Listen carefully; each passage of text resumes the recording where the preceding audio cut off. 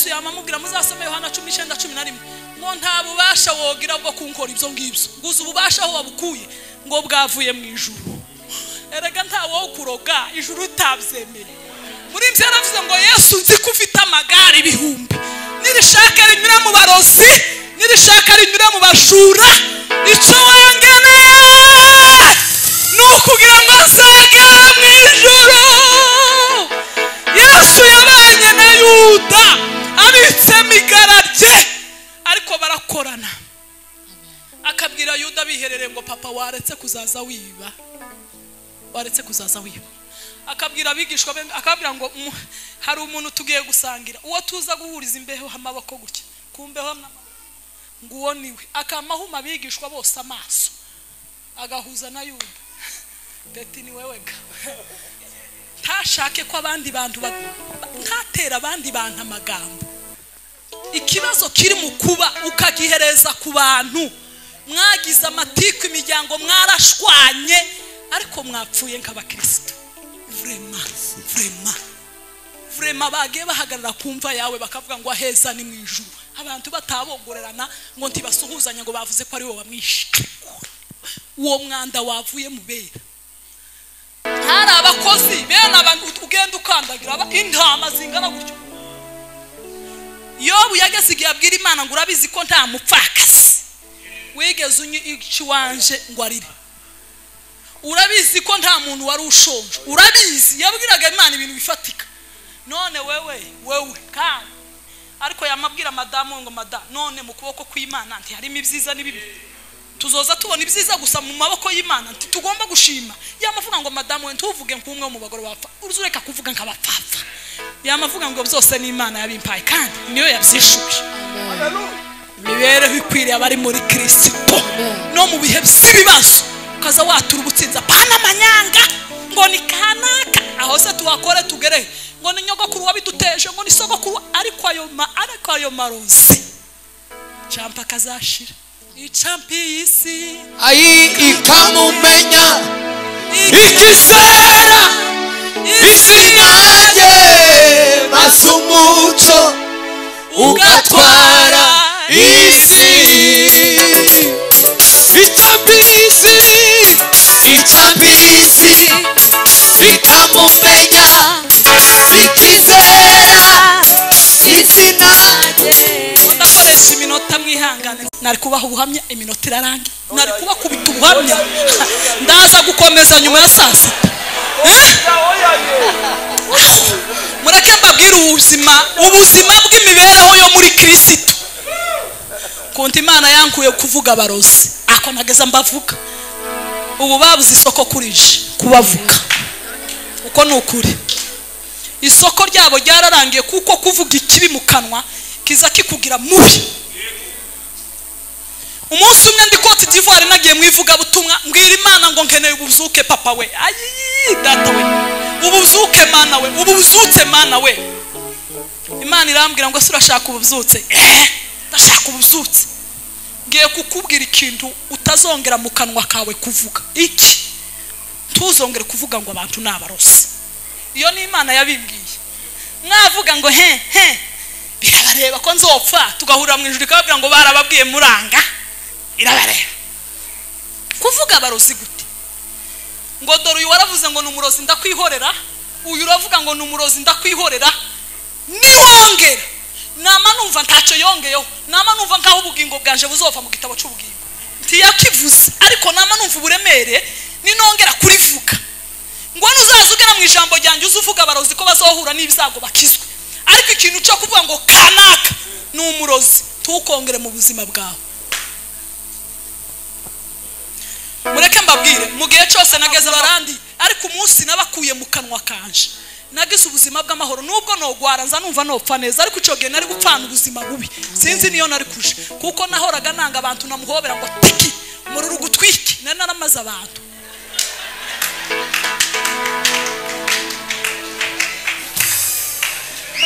Icampa imibereho ya Kristo ikinjira mw'isi, ubuzima bwa Kristo bugatwara. Kuva ico gihe kugeza n'ubu jewe sinkimenya na degré bagezemo. Ico gihe gatwara tuzi imibare yaho bageze. Ubu ntiwombaza ngo barihe, ntiwombaza ngo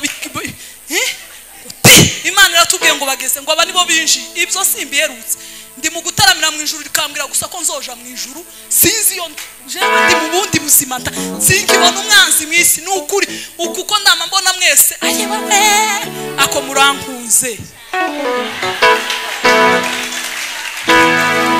champisi ayi ikamumenya ikisera isinage masumuco ugatwara isi ichambisi ikamumenya ikizera isinage. ndakoresha iminota mwihangane zaza mbahagarika. Haleluya. Ikibazo kiri mu kuba ukagihereza ku bantu mwagize amatiku imiryango mwarashwanye ariko mwapfuye nk'abakristo. Vrema bagiye bahagarara kumva yawe bakavuga ngo aheza ni mu ijuru. Abantu batabogorerana ngo ntibasuhuzanya ngo bavuze ko ari wowe wamwishe. Uwo mwanda wavuye mu bera. Yesu Pilato yigeze kubwira Yesu aramubwira ngo Yesu we kuki mpangu bazukanyihorera tuzi ko mfite ububasha bwo kugukiza cyangwa nkakubamba. Yesu yamamubwira muzasome Yohana 19:11 ngo nta bubasha wogira bwo kunkora ibyo ngibyo nguza ububasha aho wabukuye ngo bwavuye mu ijuru. Erega nta wo kuroga ijuru utabyemeye. Muri mvye yaravuze ngo Yesu nzi ko ufite amagare ibihumbi nirishaka rinyura mu barozi nirishaka rinyura mu bashura ico wangeneye nukugira ngo azagera mu ijuru. Yesu yabanye na Yuda abitse migarage ariko barakorana. Akabwira Yuda biherere ngo papa waretse kuzaza wiba akabwira abigishwa be akabwira ngo hari umuntu tugiye gusangira uwo tuza guhuriza imbeho amaboko gutya kumbeho nguwo niwe akamahuma abigishwa bose amaso agahuza na Yuda beti ni wewe ga tashake duhaye n'umunsi udasanzwe Imana yaduhaye kugira ngo tuyishimiremo. Wowe nanjye Imana yagire neza tukabasha kubonera hera h'Imana. Imana ihabwe icubahiro. Berekanye uriya mugeni mbwira mwene data twari twicaranye ngo ariko abantu batagira urusengero niba babaho gute. Nza numva mu mutima wanjye nkunda urusengero cyane kandi kubera kurukunda naho ngeze nza numva ari nk'iwanje. Bakomeye amashuri ya mwana umuntu utagira urusengero sinza haba kugira ngo umuntu abe yagira amaboko angana gutya imitima ingana gutya yishimiye ibirori by'uwo muntu ni ikintu kidasanzwe. Imana ibaha umugisha. Reka duhere kuri Adonai yadutumiye mwagize neza cyane kukera twabaye inshuti ngira ngo wenda bamwe nibwo bwa mbere twari tubonanye ariko kubera ko Imana yashatse ko muri ibi bihe tubana twarabishimiye cyane. Imana ibaha umugisha.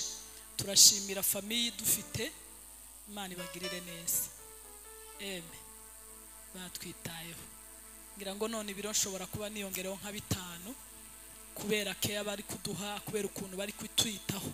Imana ya Isiraheli izabagirira neza. Ndabizi ko nyuma y'urugendo rwacu Imana izabagirira neza ikiruta byose. Imbuto y'Imana izamere muri urugo rugo kugera mu buzukuruza n'ubuvivi n'abazabakomokaho bazabona umugisha w'Imana. Reka dushimire itorero rya Gerizo irangajwe na Bishop mwagize neza cyane. Ni byiza ko mu byukuri twakoreye ahantu buriya niho Imana yashatse hari impamvu nyire y'Imana tutazi. Turabishimiye rero twarabakunze cyane abantu ba Gerizo cyane twisanzuye cyane. Hari igihe usugera ahantu uri umushitsi ukavuga ati ndatambuka gute ndagira gute ariko numvishe nahahawe ko ndumva noguruka nkajiriya nkagaruka. Rero Imana ibaha umugisha. Rero turi muri giterane cha Adonai ariko turaza kuganira amagambo asanzwe ya mu gitondo y'abantu bose hanyuma teme turaza kwikomeza nyuma ya saa sita. Nanjye nitwa Kanziga Beatrice turutse Kigali mfite abana 7. Yesu yangiriye neza. Mukobwa wanjye ararangiza wa 6 mu kwezi kwa 6 kwa 2026 murumva ko natangiye kwifata neza kugira ngo ejo bundi nzabe ntazi aho umukwe azaturuka. Haleluya. Yanyomoje amavuta y'igiciro cyinshi, yavutse inguma zose nari mfite, yanyomoje amavuta y'igiciro cyinshi, yavutse yavutse inguma zose nari mfite, nanjye ndi muba yanyuze babaye angiriri bamena urukundo, aranyomora arankiza ishuri Sajya ndirimba urukundo rw'umukiza wankuye mu mwijima, sajya nirata umusaraba wa Yesu wambereye ibyiringiro, sajya ndirimba urukundo rw'umukiza wankuye mu mwijima, sajya nirata umusaraba wa Yesu wambereye ibyiringiro. Haleluya. Haleluya. Haleluya. Hallelujah. Haleluya. Hallelujah.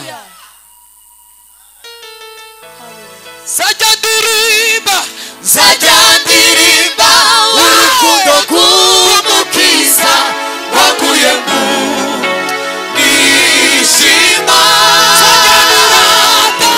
sajya nirata umusaraba wa Yesu wambereye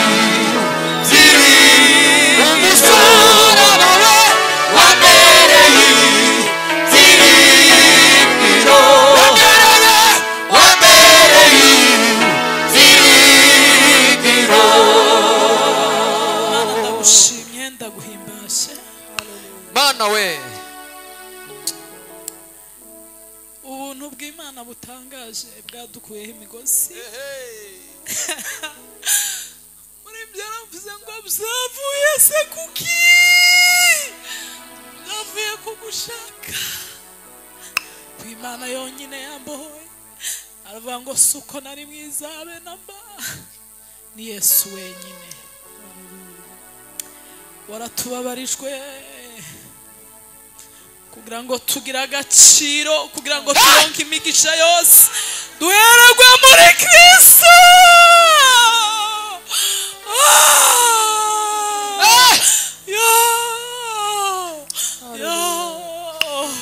suko nari mwiza Mana we, abena iyo twibuka urupfu rwawe, Mana we, yarambabarijwe ndetse n'ababanwe n'abamuzi. Mana we, warakoze kuduhindura abana bawe bwite.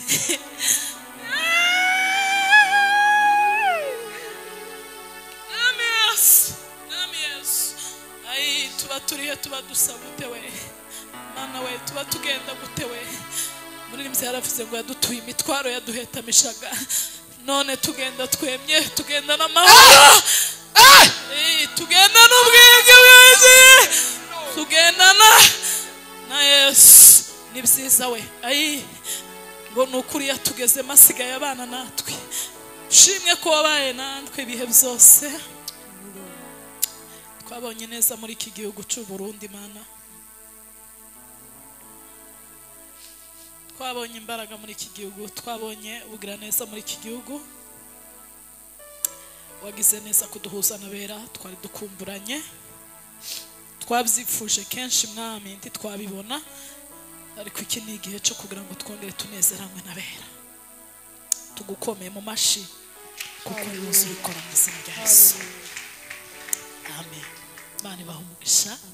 Baririmbyi muraza kwicara. Kunda kuririmba, nza numva buri muntu wese hari ukuntu ibyishimo biza iyo bashizeho umuririmbyi iruhande rwanje na sente ibyo bintu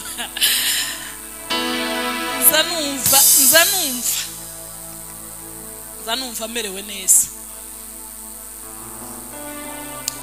Imana ihumugisha abavandimwe nabonye musaza wanjye wavuye kure kuza kundeba, Aimable Imana iguhumugisha n'abandi benshi inshuti, databagirire neza. Reka twinjire mu ijambo ry'Imana. Ndashimira bishop wanjye wampaye umwanya n'itorero rya Betami, Imana ibahumugisha. Ndizera ko turi kumwe. Rwandiko Paulo yandikiye Abaroma 12 ku murongo wa mbere. Mutwe w'amagambo ravuga ngo imibereho ikwiriyeho imirimo ikwiriye imibereho ya Gikristo. Nuko bene data ndabinginga kubw'imbabazi z'Imana ngo mutange imibiri yanyu ibi bitambo bizima byera bishimwa n'Imana, ariko kuyikorera kwanyu gukwiriye. Kandi ntimwishishwanye n'abiki gihe, ahubwo muhinduke rwose mugize imitima misha kugira ngo umenye neza iby'Imana ishaka, ari byo byiza bishimwa kandi bitunganye rwose. Amen. Amena. Mbabazi Imana imushimwe ko yakize, twaramusabiye yari yambwiye ko yarwaye, ariko ndashima Imana ko yabaye muzima. Data habwa icubahiro. Amen. Tugiye kuganira imibereho y'abantu bamenye Kristo, ubuzima bamenye Kristo bagomba kubaho. Buri muntu wese agira ibyigisha Imana izimuha. Jewe nza numva narahawe kubwira abantu ngo bagume baba bakristo, ibintu bitari iby'igikristo tubireke, kuko imigisha yose izizana yaduhaye Yesu izikurungira imigisha yose. Iyo wagize rero ubuzima burimo Yesu, nta mpamvu y'ubuzima ibindi ibi kuko haryamye Kristo hari ubutunzi, hari amahoro, hari ibyiza byose wakenera. Iri jambo naritekereje cyane, nakomeje mbaza Imana kubera ko bene data bari bantumiye muri iyi teme yabo. Mbaza Imana kuva ejo, mbaza Imana ngo niki twaganira n'abera b'Imana. Numva umwuka mpaye rino rya jambo rivuga ngo imibereho ikwiriye abakristo, uko abakristo bagomba kuba bameze. Tuvuge ngo amen. Urugwandiko Paulo yandikiye Abiroma, Paulo si watangije itorero ry'i Roma. Iyo dusomye mu mateka, niba abantu bari bagiye ku munsi wa Pentecoste bagezeyo barafatwa, mu bafashwe nabo baraje batangirira itorero. Ariko Paulo akomeza kumva amakuru yabo. Itorero ry'i Roma ryari rigizwe n'Abagiriki rikagirwa n'Abayahudi.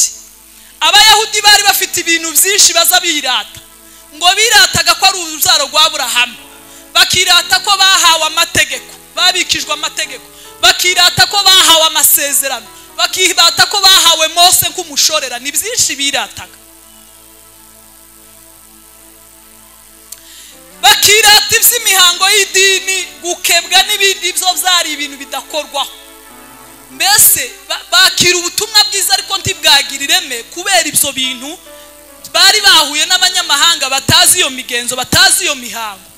Abanyamahanga nabo ari bo Bagiriki nabo bakavuga ati natwe rero niba ari muri isogokuruza wanyu ari Aburahamu, twebwe noneho mu buryo bw'umwuka natwe ni sokuru, turi urubyaro kakuruza ni Sara, twahawe Igorigota, twahawe Yesu. Mbese hakaba utuntu two kutumvikana. Paulo rero yiyumvisa ko agomba kubandikira kugira ngo babyumve kimwe. Hallelujah. Amen. Hallelujah. Amen. Urugwandiko rero arwandikirwa n'umugabo bita Tertius, abari urwandika ruhereza umudiyakoni witwaga Foibe kuko yaragiye i Roma. Aha Paulo yari i Korinto, aho yari ari mu bihe by'imbeho, ari kwa Gayo guverineri. Ngo hanyuma arabandikira. Natangaye mu gice cya mbere uburyo yabandikiye atangira, yaravuze ngo Paulo imbata Yesu Kristo wahamagariwe kuba intumwa kandi watoranirijwe ubutumwa bwiza. haleluya. Pawulo imbata. Mana iki gitondo ubuntu bwawe budufashe kumva ijambo ryawe. Pawulo imbata yande ngo ya Kristo. Aka kantu kaze kabwira abantu bose baza bashaka kwiyita abashefu. Umuntu wese atangira muri ibi bipande byose. Nasomye ijambo ry'Imana ngo abavandimwe ba Yesu ntibagaze bamwemera cyane. Hari n'abagaze bamucunaguza akavuga ngo se kwa utinya kumugenda kumugaragaro kuza ukora ibitangaza, ngaho genda turebe uje gukora ibintu hagaragara. Ariko ngo Kristo amaze kuzuka bayako bamatangira kuvuga ngo twebwe imbata.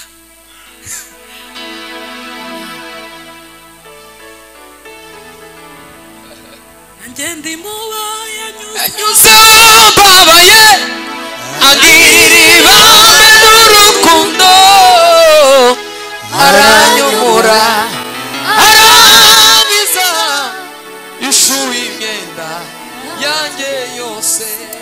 Pawulo yaravuze mu Bakorinto ba mbere 15 uhere kuri 3 kumanura, agenda avuga uburyo Kristo yagiye abonekera abantu amaze kuzuka. Yabonekeye ba Kefa, abonekera 11, abonekera 500, abonekera ba Yakobo, abonekera intumwe.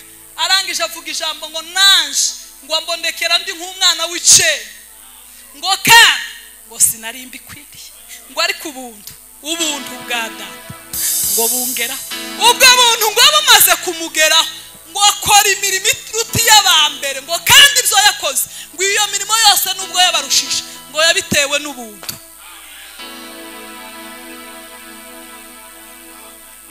Haleluya. Ubuntu bwatugize imbata za Kristo. Turi imbata, titugikora ibyo twishakiye, titukivuga uko dushaka, titugitekereza. Imbata tizikora ibyayo, izikora ibyitegetse. Muri nimziyarambye ngo ndagushaka mwami Yesu aho ndi muri iyi si, ngo nkumvire nguhakweho, ngo mu muvumbi no kuzuba, ngo mubingerageza byinshi, ngo ntacyo ntinya noneho, ngo nkore byose ukoresha, ngo nge ngukurikira hose, ngo nkumvire nguhakweho. Aravuga ngo ndagushaka mwami Yesu aho ndi muri iyi si. Tugomba kuba imbata imbata yazazi kubwira ngo kora gutya ukagikora, yakubwira ngo gira. Paulo yamavuga ngo iyo mbata nje imaze kuntoranya ngo yamimpereza umurimo wivuga butumwa bw'isi. Imana ishimwe ko itajya duhamagara ngo iduhindura abantu bizerereza. Niba uba mwitorero utagira umurimo, turaba imbata. Kuko umuntu wabaye imbata aza koreshwa, aza bumuja.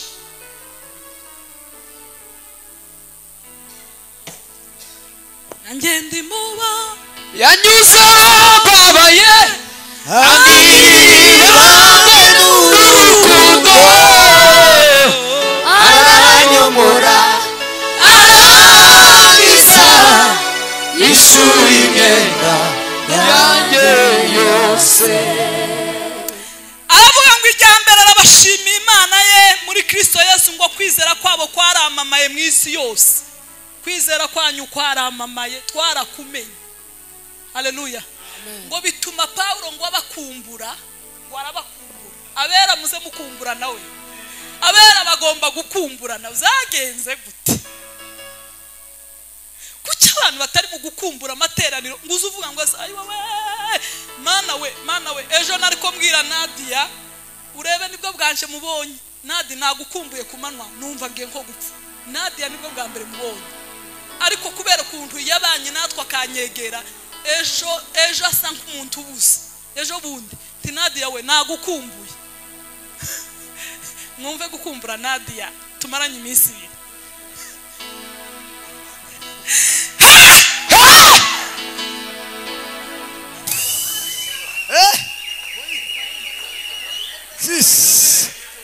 Hallelujah.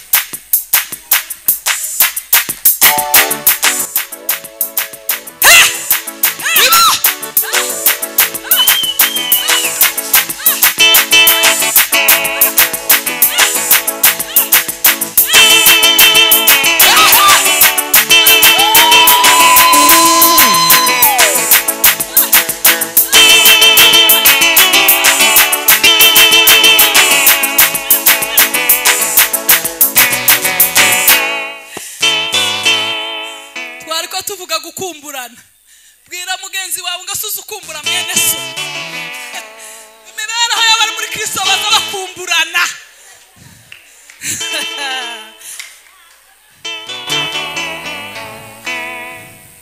Imana nkorera mu mutima wanjye vuga niyo ntanzeho umugabo yuko mbasabira ubudacu uko nsenze kugira ngo naho byamera biti Imana yemere kungendesha amahoro ubu ikangezi wanyu uko nifuza kubabonana namwe kugira ngo mbahe impano y'umwuka ngo ibakomeze tubone uko duhumurizanya mwebwe nanjye buhumurizwa no kwizera kwanyu namwe muhumurizwe n'ukwanjye Imana ishimwe Amen. Kwizera kwabera kuza guhumurizanya tituzi impamvu twaje hano naje kuguhumuriza mwobona ibintu ujanye najanye urukapu guzuye nayoye akemana misisi nayoye kwizera kwanjye kubahumuriza Amen. kwizera kwanjye kubafasha namwe ukwanyu kumfasha Amen. ko murakumva abantu basigaye bigira ngo jewe ngo namenye Imana ngo sinza nkenera undi urarwaye uri umurwayi bakujane mu bitaro ngo jewe wasana manumva nshaka njenye uragwa kandi satani nije kukwataka izo kuvunagura iguti ababiri bararutuma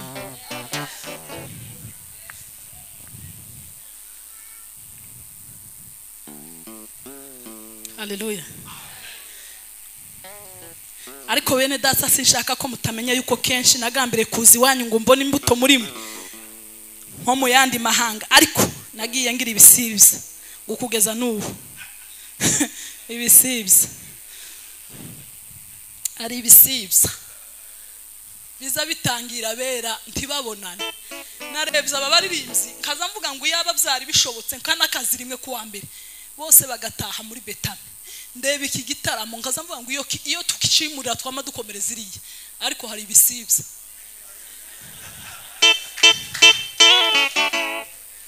hari ibisibye ukuntu mwamugira ko ndumva noba two kwama tujana mu kamperekeza ariko ibisibye se birashoboka hari ibisibye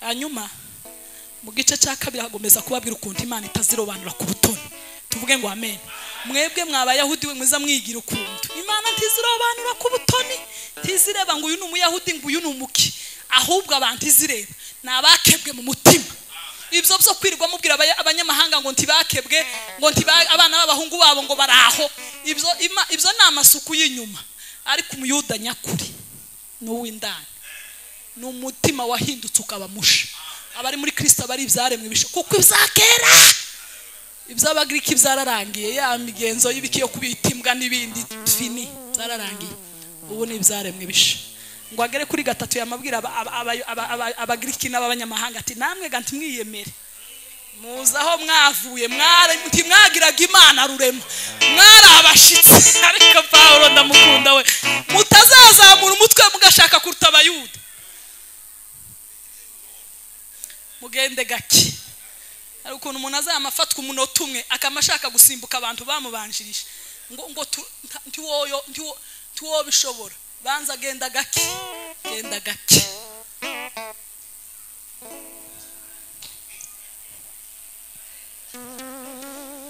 kuri gatatu ibice bitatu yavuga ngo abayuda barusha abandiki cyangwa se gukebwa ku maziki abayuda ngo babarusha mu buryo bwose tuvuge ngo amen Amen.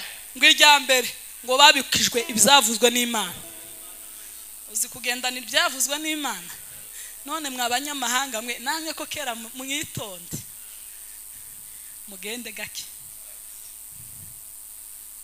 nukuvuga ngo yageze yanga buri gice ko kizamuka kikarenganya ikindi yarabyangaga erega mwitorere tugomba kumva ibintu kimwe nta muntu ugomba kumva ngo ashake hari ukuntu nta muntu numwe uri nyunganizi ya mugenzi wawe nubwo wabona atari kubikora neza Bibiliya zivuga ngo uyobye mu mugaruzi ubugwaneza apana gusunika muzavuga papa ko wagenda nabi papa mwinginge apana nguri hano umunebwe yaranebwe ngo toka ngo mu mugaruzi ubugwaneza mwebwe abafite umwuka mwebwe abageze iyo mugere ngo mumugaruze ubugwaneza wadutsweho n'icaha nukuri mwese mwama mugenda ati papa ntiwogaruka mu muryango w'abana b'Imana.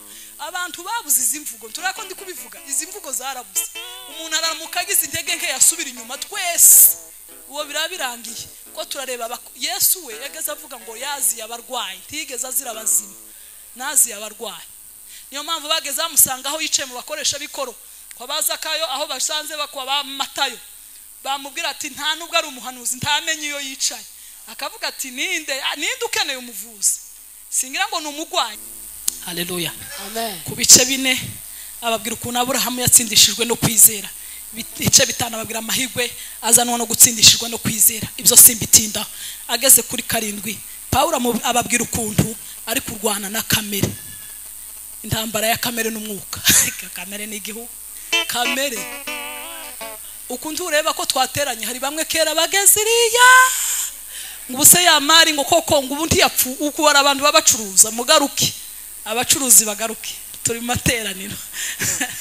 Ngo sasa sita ngo turarya iki utangiye gutekereza sasa turarya iki urabona biri buvemo. Paulo aravuga ngo azagira ngo akore ibisiza ako nkunda abantu bo muri Bibiliya yeme impamvu mbakunda ibiyo bagiraga indege nke bageza bivuka iyo bagiraga ubuzuka pana ukunguku tujijisha ukamukomeza ukaguma mu isirimba byararangiye. Aravuga ngo agira ngo akore ibisiza ibi bikanga bikamutanga imbere akagira ngo basavuge neza yaje gusanga agasanga yatukanye akagira ngo agire guca agasanga ibintu yabizambije. Nukuri yumva agizambuti yaje hari gihe uzugira n'ikibazo ca kamere izaguteye ukazusigara wibaza ngo asukunda umukristo. Iyo kamere yarwana n'umwuka ko biziba ngo tuyobogo n'umwuka ngo tutazakora izo kamere yari ishaka. Yumva iyo ntambara yamuzengereje aravuga ngo mana we ninde wankuraho uyu mubiri untera urupfu ninde ko numva ngiye gupfa. Amaze asubiza neza tuvuge ngo amen, amen. Yamavuga ngo Imana ishimwe aho ni kuri 7 kuri 24 yaravuze ngo yemwe mbonye ishano ngo ninde wankiza umubiri untera urupfu. Kuri 25 ngo Imana ishimwe kuko izajya inkiza ku bwa Yesu Kristo umwami wacu, amen, amen. Yamavuga ngo ndabitoye iyi kamere nta wundi wayishobora. Ingeso wa mubi yanyanduje we zashatse kutuka zirimburu zicepe pore nihariwe ni.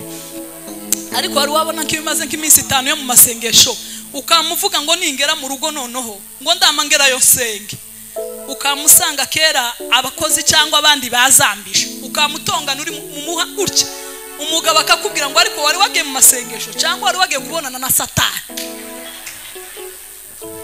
Ako Satani yangabera kandi nta kindi abashaka bagira ngo akwihebeshe ya minsi 5 igupfira ubusa uvuge ngo sukuna gitu nubundi iyo ndeka gusenga nkabireka.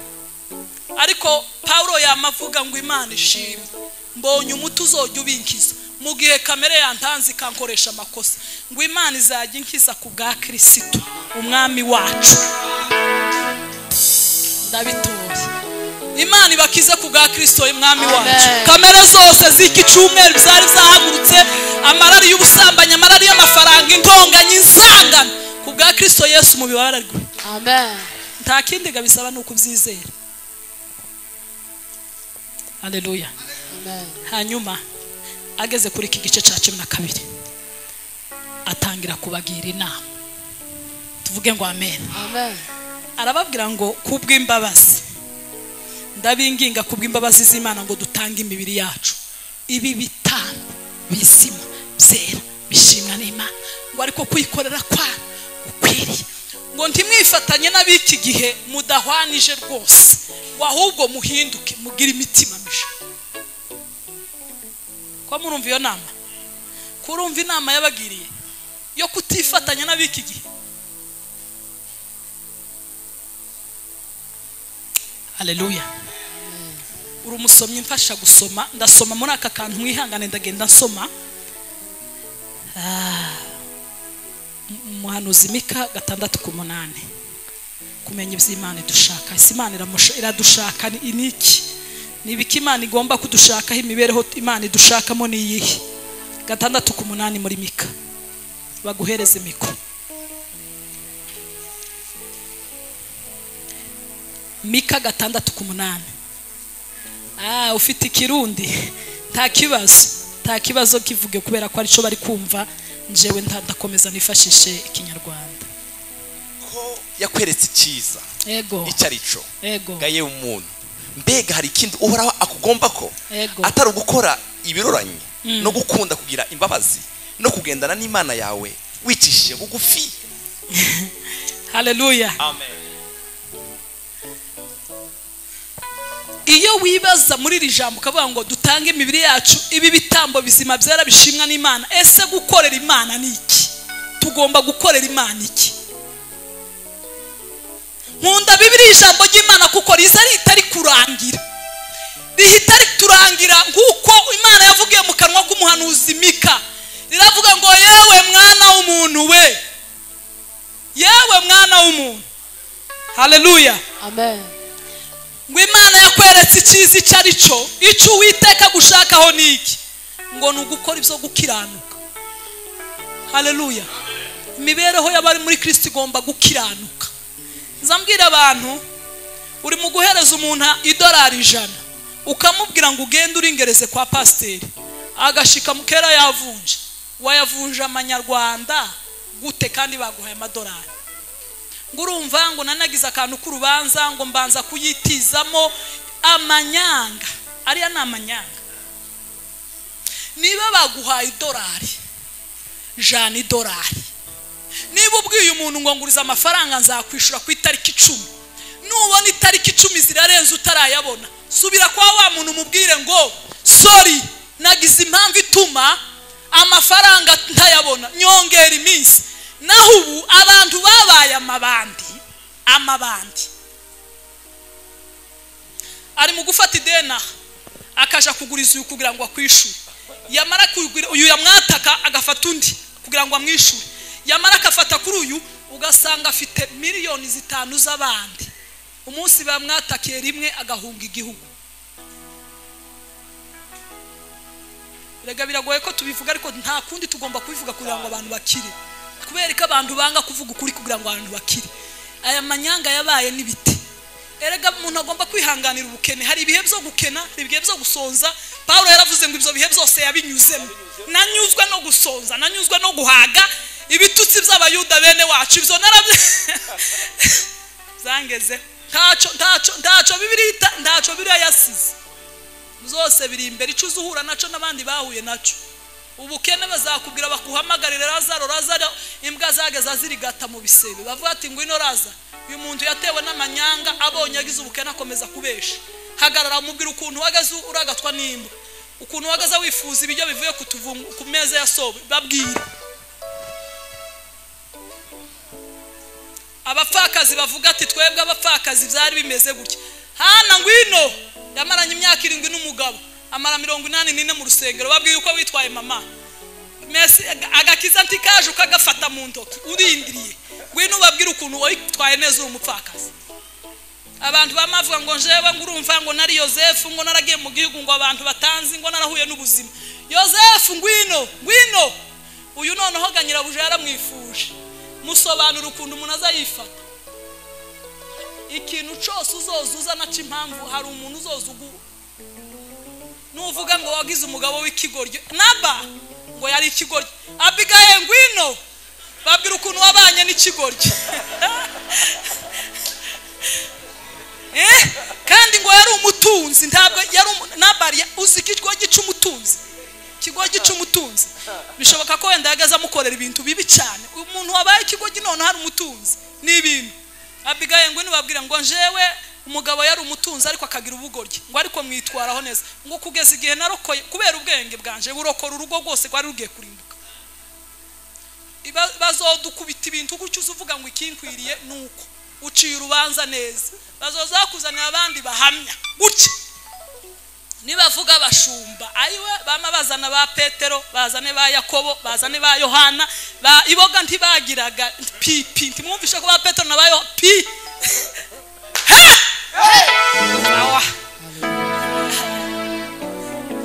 babahanuzi ba Mikaya bari kwahanura bakabakubitisha wowe gusa n'ukwamuza nta uragukoraho muri mukwama mugenda gusa imidugudu umwe urahanurira umwami guti ibintu bibi twese twavuze ibyiza baguhereze kwanza bagushira ahantu baguha ibiryo by'agahimano n'amazi y'agamana nawe uri mukwamuhanura gusa ukaza wirambiriza mu nzu z'abandi ukazama wihinduriza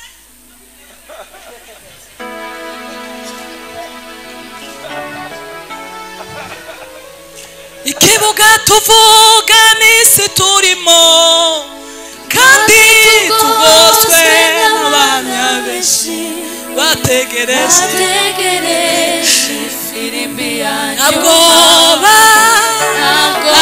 Yesu abakire bama bizana abakire ngo twabuze uko dushaka Imana bama bahamagara ba Yobu na Aburahamu Aburahamu ngo yigeze kwitegereza umugwi Imana yaremye ngo yamavuga ngo sizubaka jewe na Isaka tuzaba mu mahema tituzubaka kuko mbonye umudugudu Imana yaremye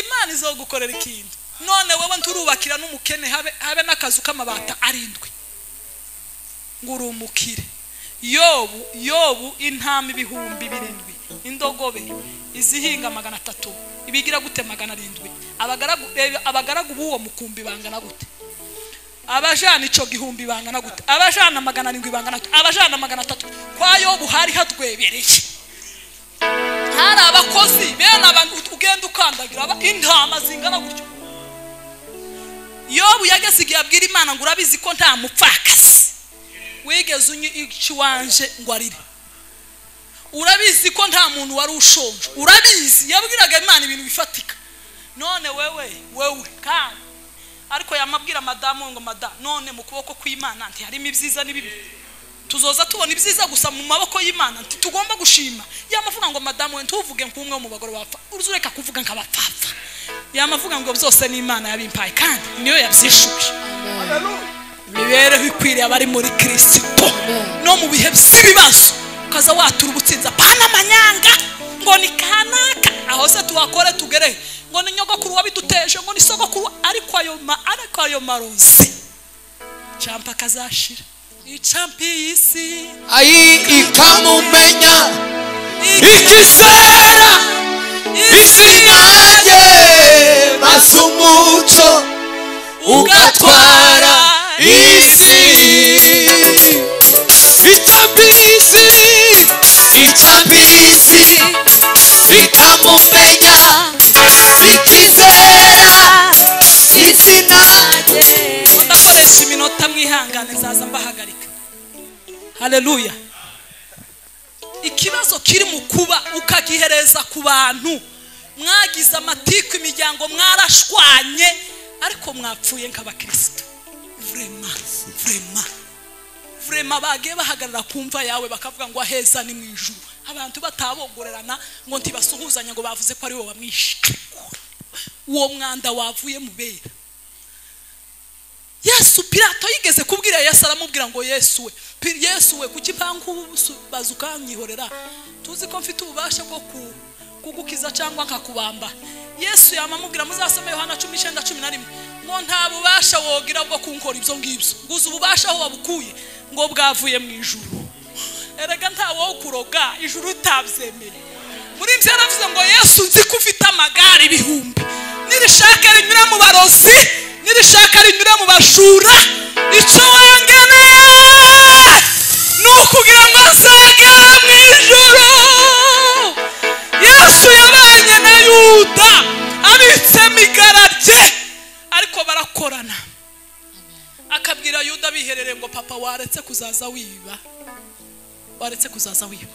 akabwira abigishwa akabwira ngo hari umuntu tugiye gusangira uwo tuza guhuriza imbeho amaboko gutya kumbeho nguwo niwe akamahuma abigishwa bose amaso agahuza na Yuda beti ni wewe ga tashake ko abandi bantu ntatera abandi bantu amagambo amatiku kugeza ku munota wa nyuma yagize ngo amutumye kuja gushaka ngo imigate siko byagenze agira ngo agiye gushaka kumba agiye kuzana igitero wafasha kanwa nk'umukristo ukarinda umunwa wawe ukazasazira muri uwo muryango abantu bagasigara ari abera udaciye mu muryango nushaka upfe ese muzambwira ngo urupfu ntiruzoza uraramukuburana uraramutugwirinze uramuka waranze ngo abantu tibagaje kwa banyirasenge bahe bazopfa bazopfa ariko ikitubeshejeho ni ubuzima bwa Kristo.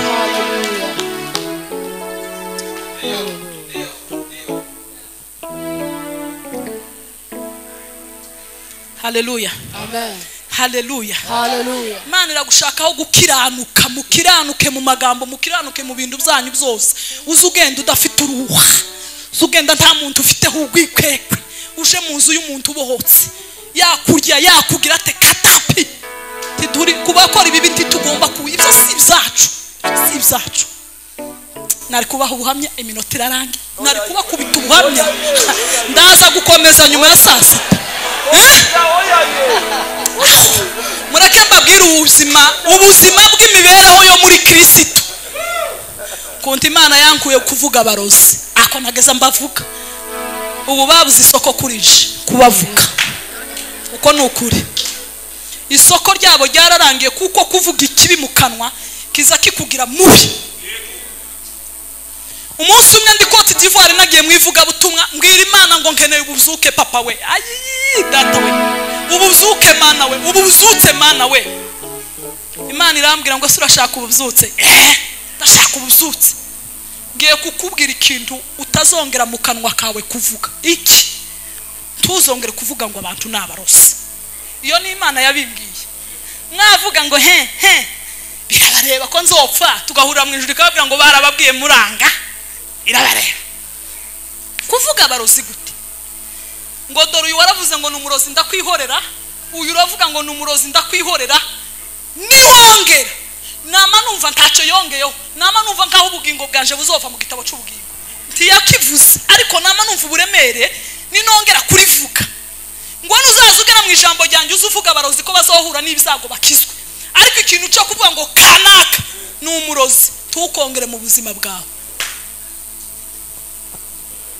Mureke mbabwire mu gihe cyose nageze urarandi ariko umunsi nabakuye mu kanwa kanje nagize ubuzima bw'amahoro nubwo nogwara nza numva nopfa neza ariko ico gihe nari gupfana ubuzima bubi sinzi niyo nari kuje kuko nahoraga nanga abantu namuhobera ngo tiki umururu gutwiki nari naramaze abantu.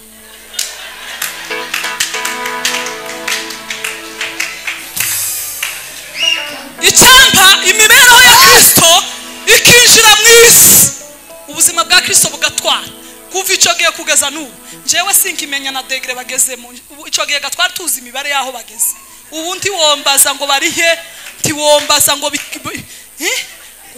Imana iratubwiye ngo bageze ngo aba nibo binji ibyo simbiherutse ndi mu gutaramira mu ijuru rikambwira gusa ko nzoja mu ijuru sinzi yo jewe ndi mu bundi buzima sinkibona umwanzi mu isi n'ukuri ukuko ndama mbona mwese ayebawe ako murankunze.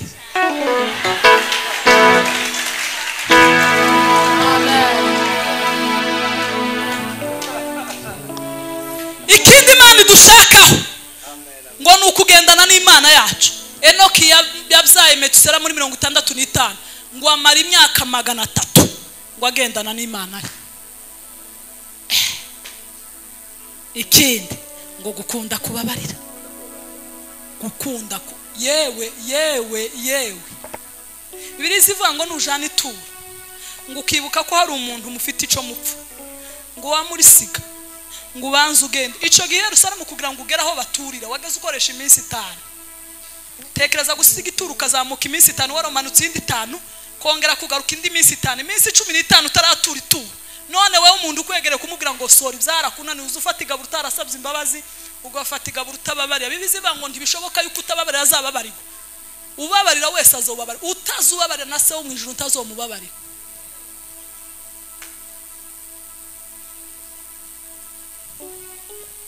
Haleluya. Amen. Kindi ngo twicisha bugufi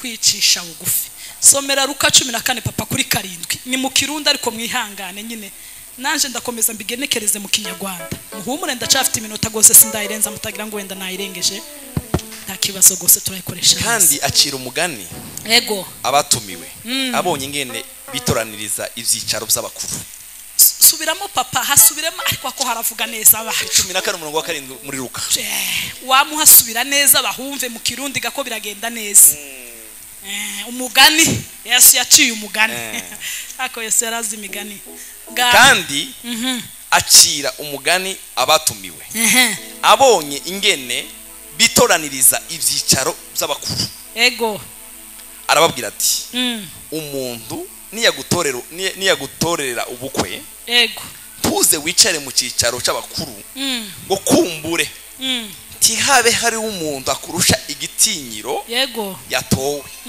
kandi uwatoye kandi uwabatoye mwembi akaza akakubwira ati habise uyu niho uzomaramara ukagenda ukicara inyuma y'abandi bose nushaka urekeraho Yesu yamacu umugana aravuga ngo mureke mbabwire umuntu nagutumira mu birori ako kan Yesu ariko Yesu mukomereye samashi ako ikirundi cavuze neza bacu ngo umuntu nagutumira mu birori kubera ko twese tugira kantu ko mu nzego ngo nagutumira mu birori ngo wewe nuza ngo wicare inyuma ngo kuko ushobora kwicara imbere mu myanya y'icubahiro ngo hakaboneka undi ukurusha igitinyiro ngo bakaza bakakubwira ngo ihangane subira inyuma wimukira uriya muntu ngo bizogukoza isoni ngo bizogukoza isoni no mu bandi bantu ngo bama bavuga ngo yo ngo dore ukuntu ajya yibonekeza ngo ahubwo wewe uza wicara inyuma ngo nyiri kugutumira nabona ko wa mwanya ari uwawe ngo agende inyuma ngo akubwire ngo mutambuke uza utambuka mu bandi wakubita umutwe ukazuvuga ngo kabisa ndakomeye mwakumvishe twicishe bugufi tuza twicara inyuma ariko aya magambo arakomeye udusakame twese tuzakama tuya ngo ndicara imbere nyabuna batazoguhagurutsa ugakogwa n'isoni icara inyuma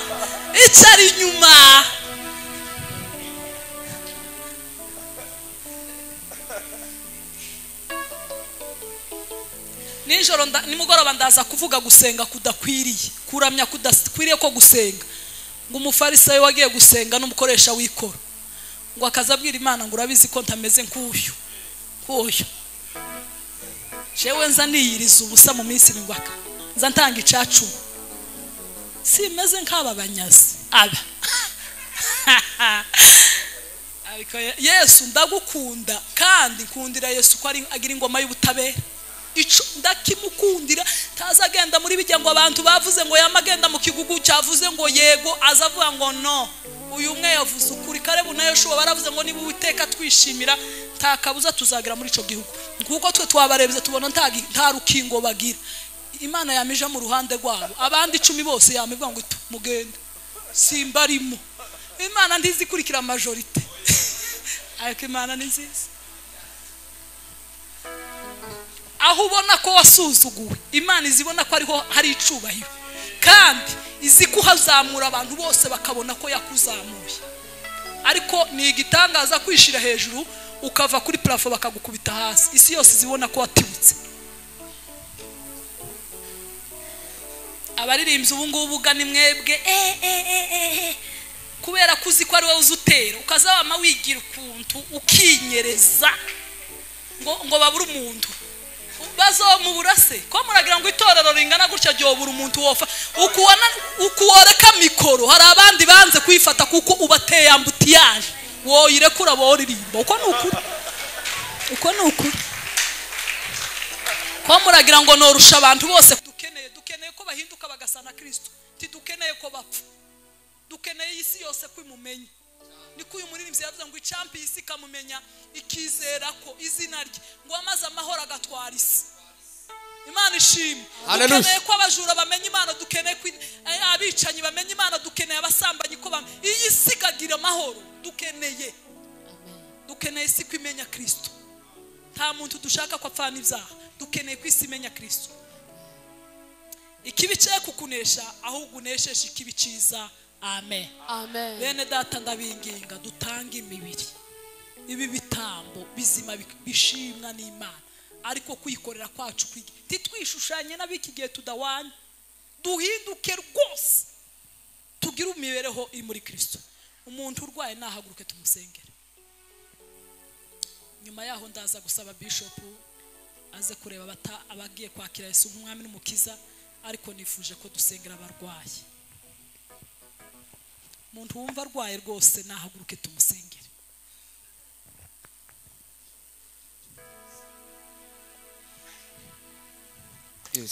Dati se umwami wacu Yesu Kristo, byiringiro byacu, uri amahoro yacu y'agakiza kacu, mu izina rya Yesu Kristo w'i Nazareti, imibiri yose irwaye nikire, abafite ibibagoye nibabashe kuba bazima mu izina rya Yesu, abamaze iminsi bagwaye nibabe bazima mu izina rya Yesu.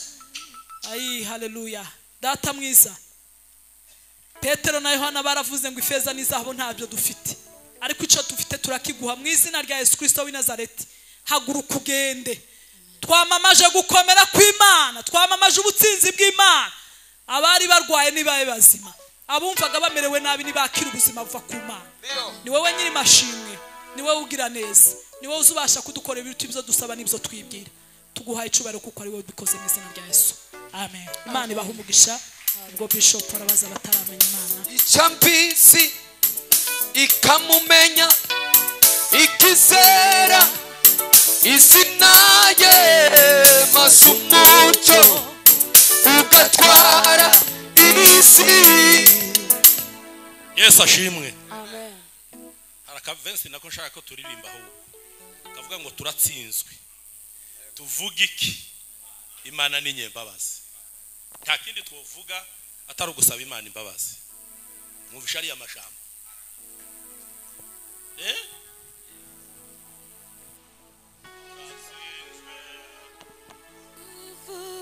Kandi buri muntu wese ahaguruke abwira Imana ibyiwe. Ntagira uyizi nayitere tuyiririmbe mwiyumvire. Muri arya majambo yose bavuze harimo aho natsinzwe, hari aho watsinzwe, hari twashize. Rero twakize. Imana ihabwe icubahiro. Amen. Imbabazi zawe Mana ni nyinshi cyane, imbabazi z'Imana nizo zitumye tudashiraho. Muziyumvire neza kandi mubaze mureke kugenda, muhagarare gatoya dusenge nitumara ndababwira. Manurinde babazi babazi imbabazi zawe Mana ni nyinshi cyane zirenze ubwenge bwacu. Turatsinzwe turatsinzwe tuvuga iki? Manurinde babazi urukundo wababajwe n'amafuti y'umwana w'umuntu, wishyiraho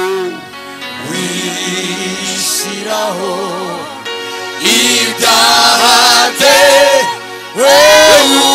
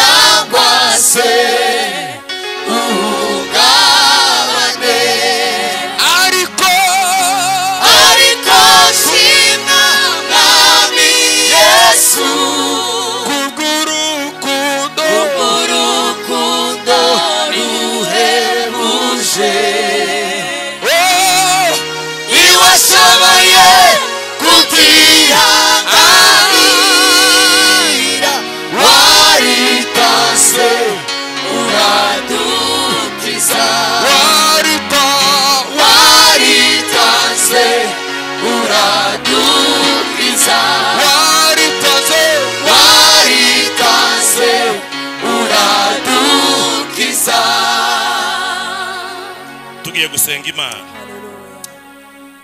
Imana itubabarire nta kindi corenga imbabazi z'Imana yarandika ngo imbabazi z'Imana arizo zituma tudahera nyuma yaho twaheza gusenga mwese mwicare hari ijambo rimwe tubabwira. Mana ndagushimiye mu izina rya Yesu, utugiriye neza gerizo dezamu uyu munsi wa none kutugemurira amajambo angana gutya atubwira imyifatire n'imibereho y'abari muri Kristo Yesu.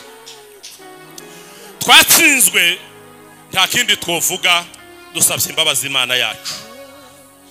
Uburyarya bukorerwa mu nzu y'Imana bukorwa n'abantu biyitirira Imana, ibyaha bikorwa n'abiyitirira Imana n'abari mu nzu y'Imana. Ibyo byose ibyavuzwe byose n'ibitavuzwe biri mu mitima yacu no mu byiyumviro byacu utubabarire Imana yo mu ijuru. Duciye bugufi Imana.